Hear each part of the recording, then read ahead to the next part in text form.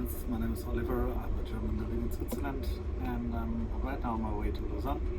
I just wanted to share my insights on the Skillshare class from Ali Abdal, who has on Final Cut Pro. I just had to realize all my hesitations and thoughts on when to go for using a B-roll and when to cut your videos, not just take one takes. It was completely unnecessary. It seems so much easier than ever expected, and shows again, if you want to do something new, if you feel uncomfortable about it, it's a complete sign to do it. Go for it.